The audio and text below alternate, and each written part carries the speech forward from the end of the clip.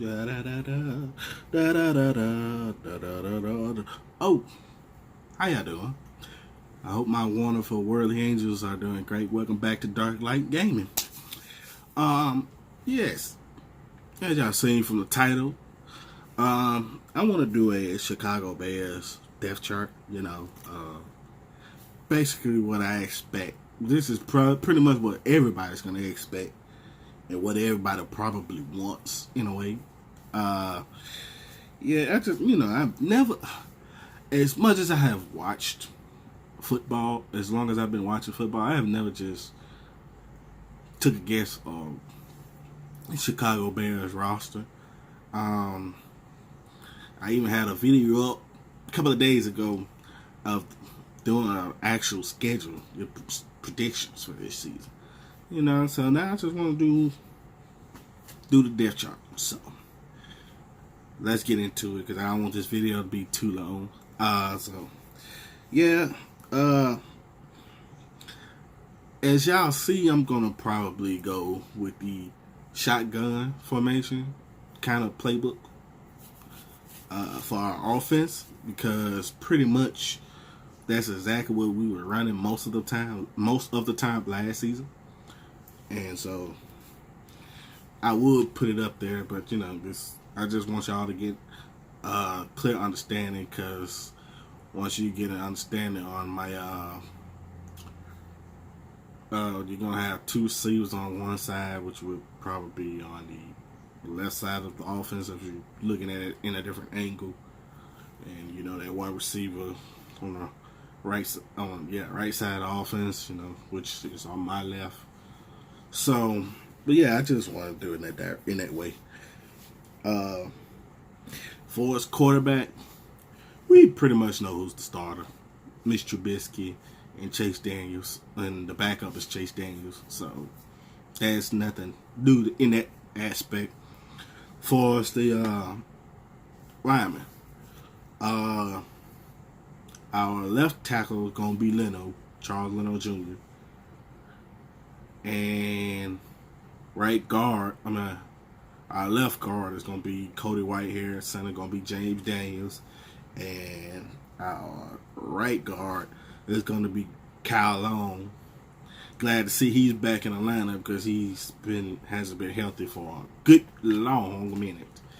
And our right tackle, Bob Basson.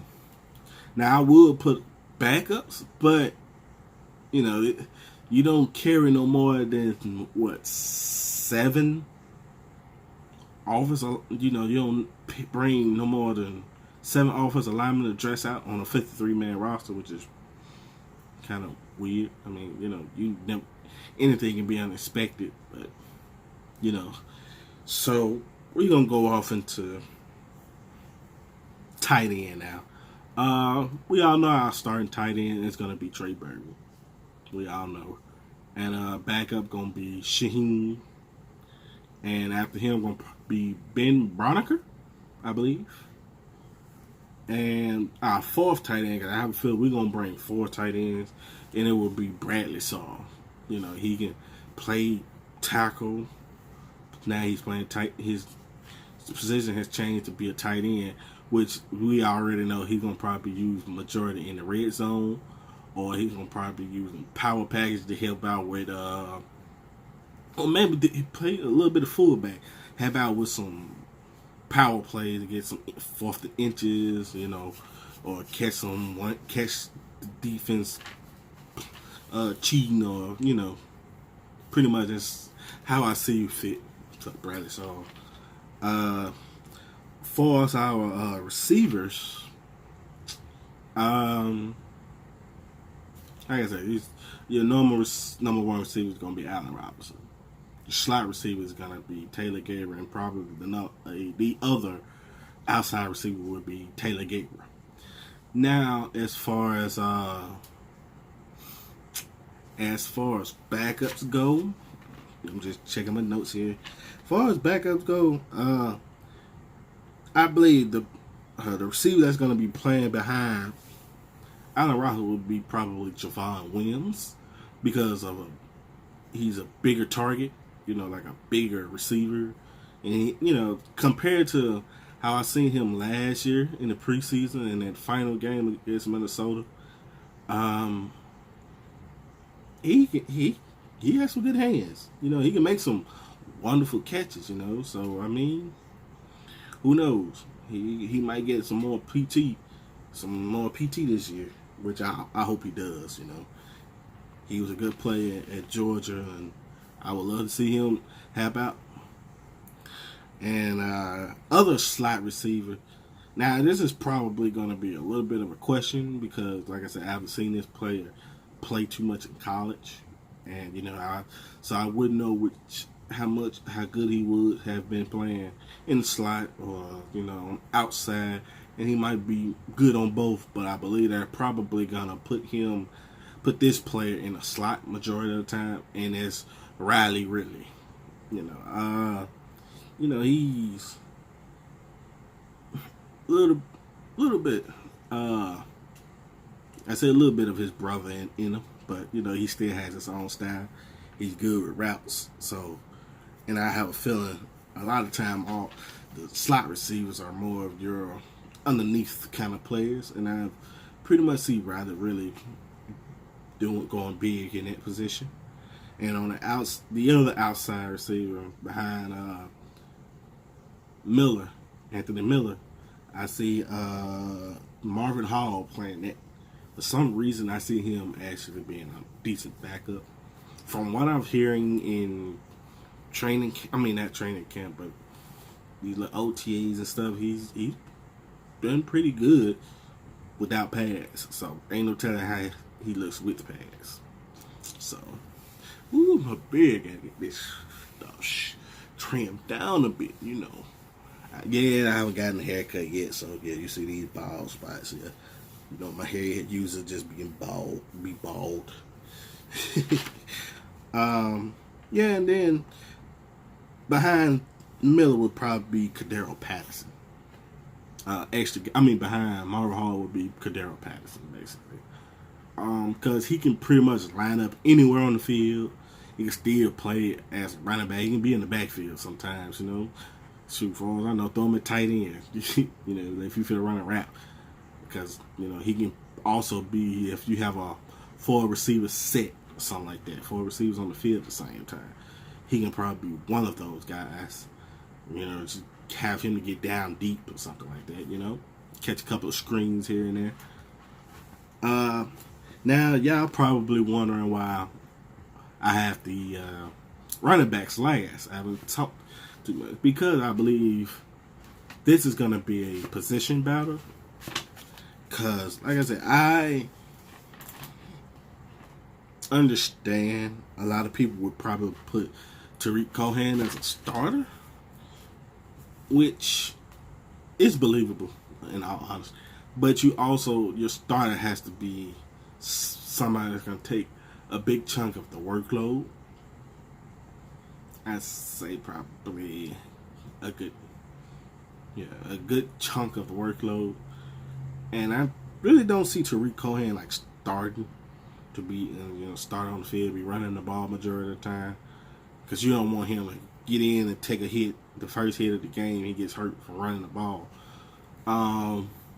Which that can, happen at any time. But anyway, I'm not trying to even get into that. But first off, I believe the starter is going to be our draft pick, Run DMC. Montgomery, because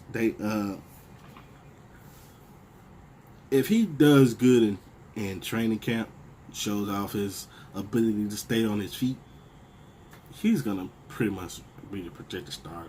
I mean, Mike Davis could be the starter, but I think the majority of the time he played a big chunk behind in Seattle's scheme. Behind Chris Carson a majority of the time, so he get him starter-like ability, which he did start because Carson got hurt and he had a pretty decent season with them before he left.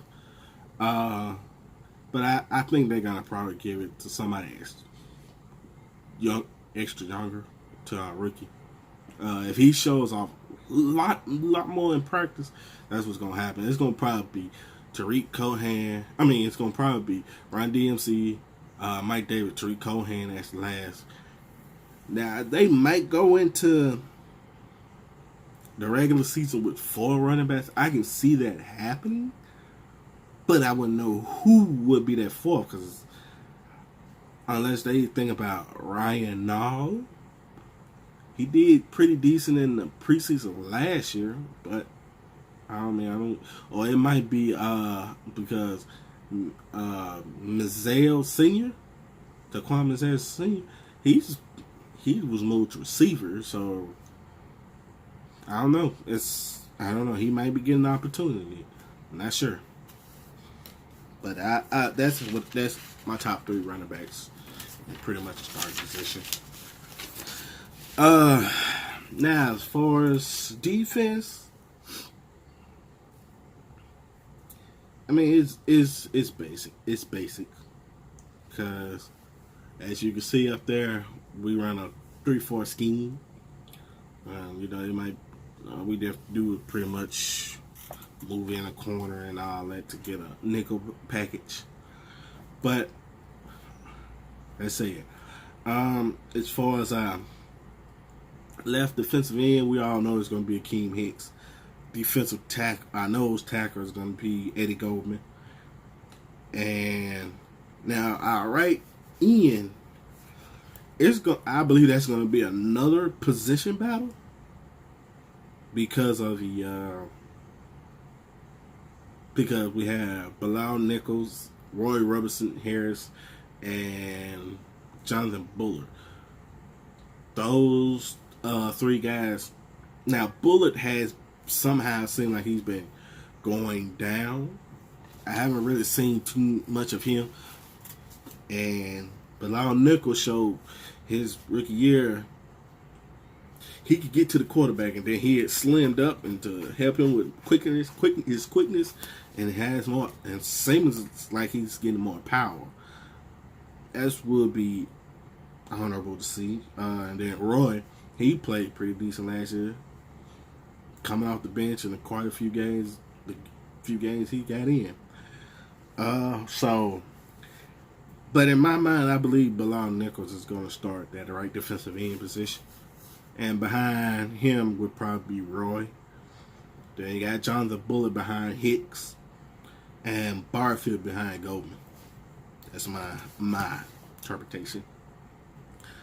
Outside linebackers on the left side, it's return of the Khalil Mack. And right outside linebacker will be Leonard Floyd. Now, as for backups go, let's see. I don't know, because we still have Callie Fitz, Isaiah Irving, and Aaron Lynch. First up, Aaron Lynch doesn't stay healthy as much as he's been lately. But when he's on that field, he's dominant. He gives it his all. Can't no offensive tackle stop him, just like Khalil Mack. He uses pretty much mainly power. But I don't know. He doesn't stay healthy. And Fitz in the preseason last year showed that he can get to the quarterback. And I just probably want to see him have more playing time. I mean, you like I said, I didn't get to see much of him play, but in the preseason, so we'll see. But for his backup behind Little Floyd will be probably Isaiah Irvin, and behind Mack would be Lynch. It may be behind either one of them. Either one of those guys would be Callie Fitz. Because I see an opportunity for him to make the 53-man roster. Inside linebacker, we all know is Roquan and Trevathan starting. So, and behind them would be Nick Kwiatkowski and Iggy. I'm not going to say a man's whole name. I'm just going to say Iggy. That's all I'm saying. Our 2 starting corners, You got Kyle Fuller and Prince Mukamura. Uh, and now, what's behind those guys, it's a little difficult for me. Because, first off, I have never seen Buster Scribe play. But I heard that but he's majority of a slot corner. I've never heard them say if he has played on the outside, he's more of a slot corner. And so I'm a little bit nervous. Maybe one of our young guys will take over behind Fuller or Mukamura. I can see McManus becoming a backup along with Tolliver. But I haven't been hearing much about Tolliver at all.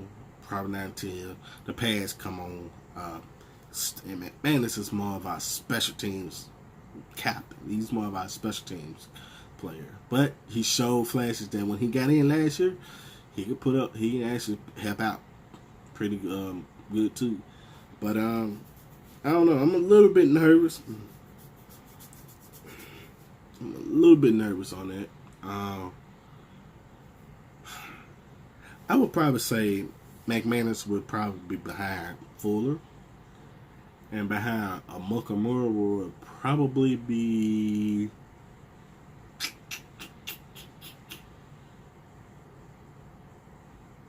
I would probably say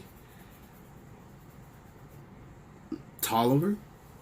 Tolliver might make this 53-man roster. And then you'll probably have Scrine as the fifth corner or something like that. For safeties, we all know it's Eddie Jackson and HaHa Clinton-Dix. And behind Eddie Jackson would be Deion Bush, and behind HaHa would be DeAndre Houston Carson. We all know that. Now, as far as our slot corners, as usual, like I said earlier, you have Scrine, you have and Duke Shelley. Our young draft pick. Which in my mind, I believe he's going to start. I believe he's going to be the slot corner. He might be a third, like a fifth backup for corners on the outside because he's a little bit undersized. But I believe he's going to be our starting corner, our starting slot corner. Then Buster Scribe going to probably be the backup. And that's my depth chart for the Bears. I mean, it's pretty simple because our team, nobody left our team. It's been a big major thing, so it's probably pretty decent and good enough to say that, hey, well, there's not much to say. And then we keep the same team, so we pretty much gonna keep that same chemistry going.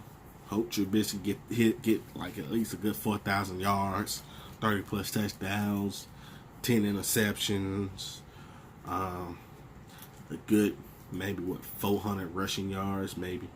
Maybe his rushing yard might dip a little bit this year because they're gonna probably do the best they can to keep him from taking so many hits, you know. But he's pretty good at not trying to get hit as much, and if they do wrap him up, he goes down. So it takes a little burden off his knees, off his legs, that he can just worry about majority of throwing. But I'm hearing pretty good things in practice. Well, the OTAs and stuff, those others, what you call it. But yeah, I mean, like I said, we're gonna have 4 tight ends, like I said. Maybe 4 running backs, not sure, because I really don't remember the other running backs. All I know is Ryan All was one of them, because he can play both fullback and running back. So I don't know. Maybe it's a possibility. It's always possibilities, especially when it comes to Matt Nagy. But yeah, I don't see Cohan being a starter. I mean, like I said, he can't be because he know more from playbook than any of those running backs. But I think they're probably gonna want to use him to the point where if he decides to whatever play is called, and he gets on the field, it have those defensive players thinking like when is he going to be on the field or when he's going to get on the field, what kind of plays they're going to be running, and that's pretty much how I think McNair wants to think, because I think he has so many ways of hurting the defense and using a weapon like Tariq Cohen, and then now he has Kadero Patterson, so he has opportunities. I mean, I think a lot of teams are going to recognize that Tariq Cohen gets on the field. Majority, a little bit, something is going toward him. But, I mean, Tariq can run the ball, throw the ball, and catch. So, he has opportunities. But, yeah, that's what I feel. So, if y'all like this video, y'all please chunk up a like. Throw them football likes at me, y'all tell me if any of those positions y'all feel like there's anybody else going to be a starter or something I missed. But I know just about everybody on the team, but those are probably the majority of the majors who's going to start. But yeah, if y'all are new to the channel, y'all please subscribe. Shoot, I got gaming, anime, anything that you like, anything nerd that you like, I got it on this channel. And like I said, it's football season for the start. I'm gonna have more stuff about the Bears. So, but yeah, this is Dark Light, and I will catch y'all in the next video. Cheerio.